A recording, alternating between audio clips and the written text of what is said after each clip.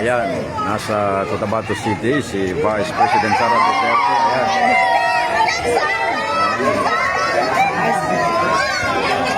Hindi nakakatis yung kanyang mga supporters.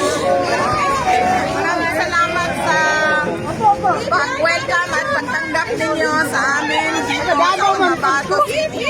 At maraming salamat sa patuloy ninyo na suporta at pagtitiwala sa amin. Makakaasa po kayo, Vice President! Sa aming opisina, ang Office of the Vice President. Nandito kami kasi lumipat kami ng opisina dahil nawalan kami ng budget.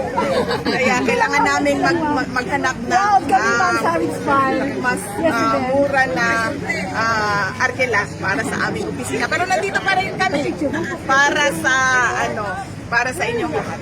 Kamusta si Tatay Digong, Vice?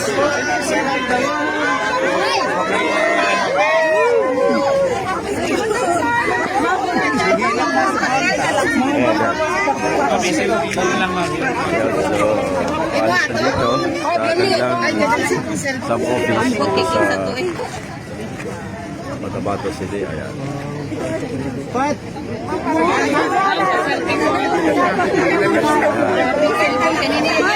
Daming gusto mag-selfie kay Vice President. Mga selfie nyo na lang po. Bibigay niyo lang cellphone. Oh.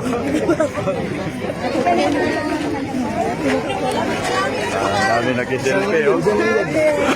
Isa lang yun na ba? Oh. Ayan. Bye-bye. Hindi ka doon.